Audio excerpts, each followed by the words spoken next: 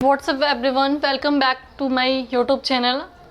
हमने last video में ये जाना था कि व्हाट इज़ अकाउंटिंग, अकाउंटिंग क्या होती है, अकाउंटिंग के वर्क क्या होते हैं और इम्पोर्टेंस ऑफ अकाउंटिंग, अकाउंटिंग के महत्व क्या होते हैं। आज हम अपने वीडियो में ये जानेंगे कि टाइप्स ऑफ अकाउंटिंग, अकाउंटिंग के कितने टाइप्स होते हैं। तो अकाउंटिंग के 4 टाइप्स होते हैं। पहला होता है फाइनेंशियल अकाउंटिंग, दूसरा होता है हमारा कॉस्ट अकाउंटिंग, तीसरा होता है हमारा मैनेजमेंट अकाउंटिंग एंड फोर्थ होता है हमारा टैक्स अकाउंटिंग।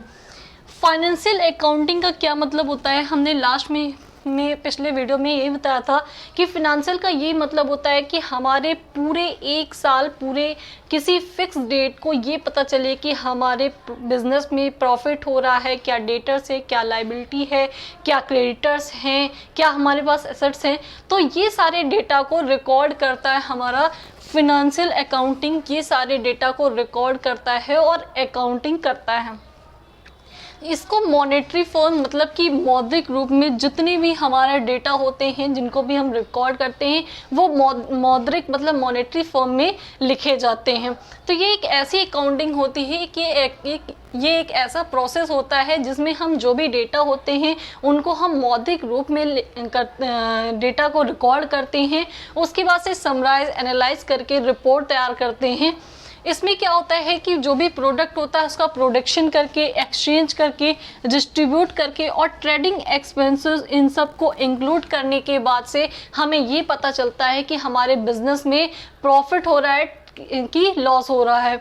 तो ट्रेडिंग एक्सपेंस, आप सोच रहे होंगे कि ये ट्रेडिंग एक्सपेंस क्या होता है। तो ट्रेडिंग एक्सपेंस में वो एक्सपेंसेस आते हैं, एक एक्सपेंसेस जो होते हैं वो 2 टाइप्स के होते हैं, एक डायरेक्ट एक इनडायरेक्ट। ठीक है, तो डायरेक्ट एक्सपेंसेस वो होते हैं जब हम कोई प्रोडक्ट बनाते हैं, तो उस प्रोडक्ट को जब बनाते हैं तो उसमें जो स्टार्टिंग में कैपिटल होती है, उसमें परचेज होता है, सेल होती है, उस दौरान जो भी हमारे एक्सपेंसेस होते हैं उनको हम डायरेक्ट एक्सपेंसेस कहते हैं। कि जब तक हमारा कोई भी जो भी प्रोडक्ट है वो जब तक हमारा परचेज किया गया, सेल किया गया, तब तक हमारे जो भी हमारे बिजनेस में एक्सपेंसेस हुए वो हमारा डायरेक्ट एक्सपेंस आता है। और इनडायरेक्ट का मतलब होता है कि जब सेल करने के बाद से जो भी बिजनेस में एक्सपेंसेस हो रहे हैं वो इनडायरेक्ट में आते हैं।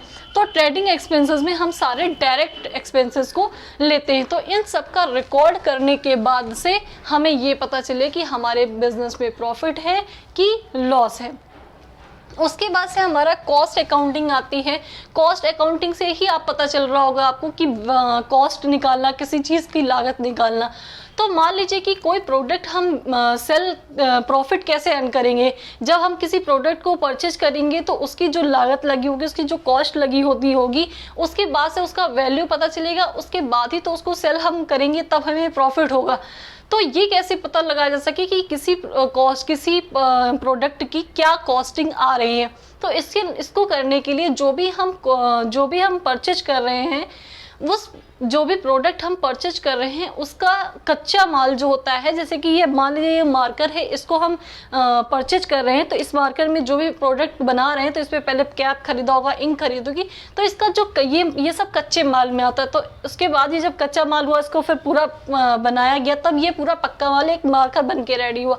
तो इसका जो भी कच्चा माल होता है उसको हम परचेज करते हैं, उसकी वैल्यू, उसके बाद से जब हम इस प्रोडक्ट में जो भी इस प्रोडक्ट को बनाने में जितने भी लेबर होते हैं और उस दौरान जितने भी एक्सपेंसेस होते हैं वो सारे इंक्लूड करके उन सारे डेटा को डेली ये रिकॉर्ड करके ये पता चले कि हमारे प्रोडक्ट की वैल्यू क्या आ रही है। उसके बाद से हम उसको बिजनेस को, उस प्रोडक्ट को सेल करेंगे, तब हमें उसका प्रॉफिट निकलेगा।